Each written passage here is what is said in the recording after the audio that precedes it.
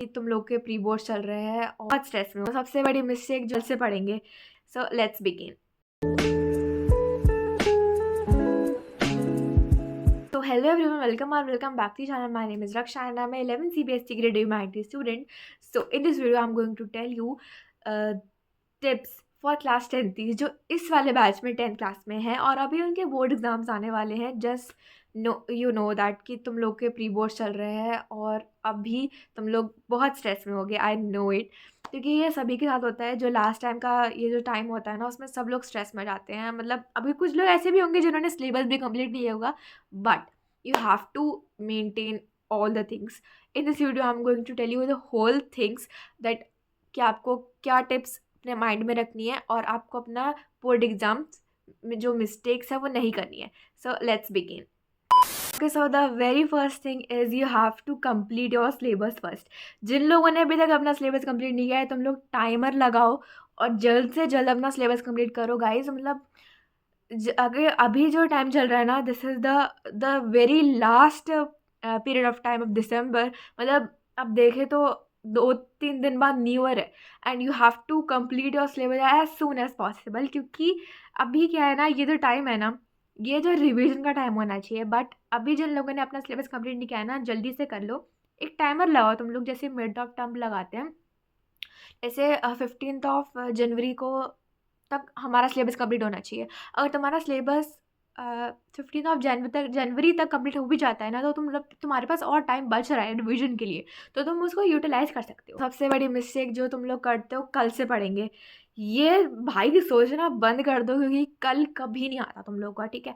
और मतलब मैं, ऐसा नहीं है कि मतलब मैं 10th में थी ना तो मैं भी ये बोली थी कल पढ़ूंगी और मतलब नवंबर आ गया था तब मैंने स्टार्ट किया था। फिर भी मैंने थोड़ा जल्दी स्टार्ट कर लिया था अपना सिलेबस, ठीक है। तो नवंबर आ गया था तब मैंने अपना सिलेबस स्टार्ट किया था।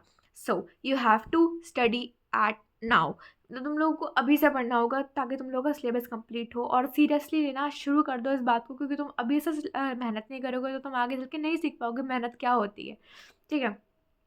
सो अभी से पढ़ाई करो और सिलेबस अपना जितना जल्दी हो सके कंप्लीट करो, क्योंकि you have to complete your syllabus to complete your exemplars, sample papers, ignoring NCERT and running after many guides. NCERT is equals to base. NCERT तुम लोगों का बेस है। You have to clear your basics, क्योंकि मतलब बहुत लोग ऐसे मैंने देखे हैं जो मतलब स्पेशली मैथ्स में क्या करते हो ना, कुछ लोग NCERT को इग्नोर करते हो और तुम लोग क्या कर रहे हो, RD शर्मा लगा रहे हो, RS अग्रवाल लगा रहे हो।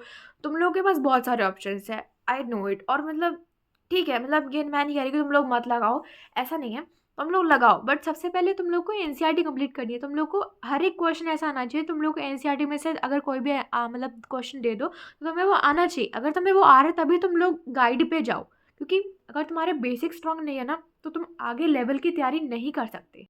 एक्स्ट्रा बुक से सिर्फ कन्फ्यूजन क्रिएट होती है। You have to clear your basics first.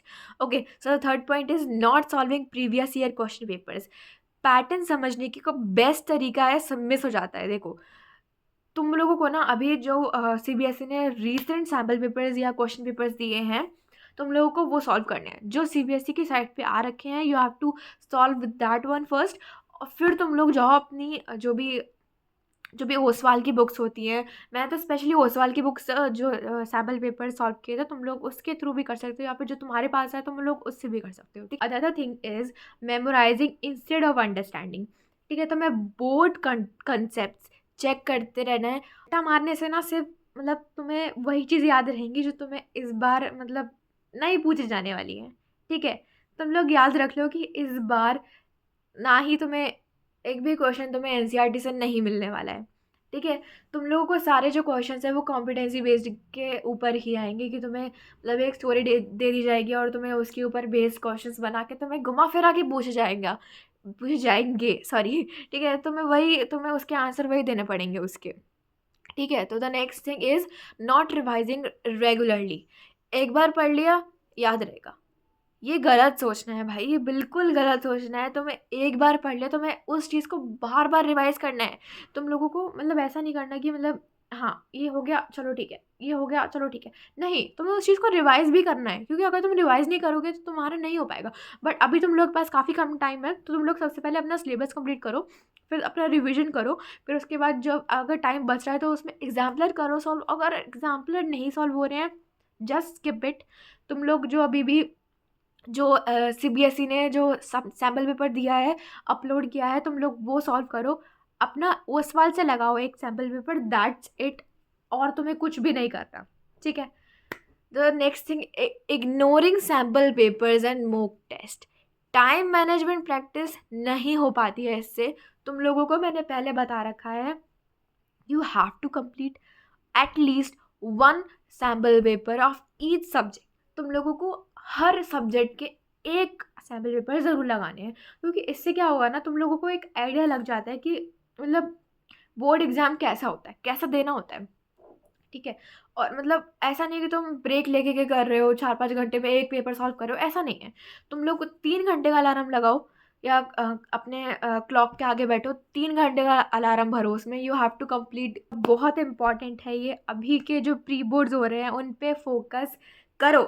मैं ये नहीं कह रही मत करो, ठीक है, उस पर फोकस करो, बट उसका जो रिजल्ट आएगा ना, उस पर बिल्कुल फोकस मत करो। क्योंकि क्या होता है ना, टीचर्स जो होते हैं ना प्री बोर्ड्स में, वो बहुत स्ट्रिक्ट चेकिंग करते हैं और तुम लोग के मार्क्स बहुत कम आएंगे। ये तुम लिख के ले लो।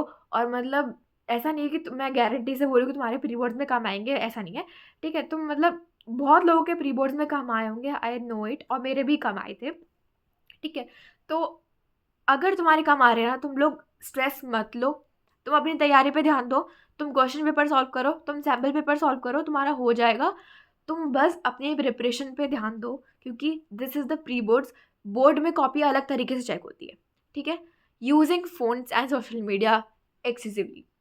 5 मिनट कब 1 घंटा बन जाता है, कुछ समझ नहीं आता।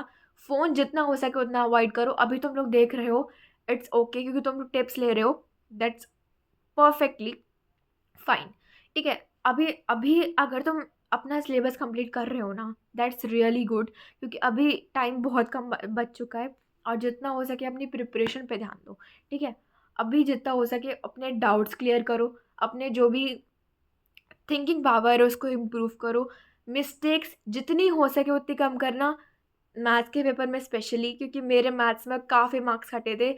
और अगर तुम लोगों ने मेरे मार्क्स जानने हैं, तुम लोग देख सकते हो, जो मेरी वीडियो डली हुई है ऑलरेडी, यूट्यूब पे मैंने डाल रखी थी सीबीएसई रिजल्ट करके।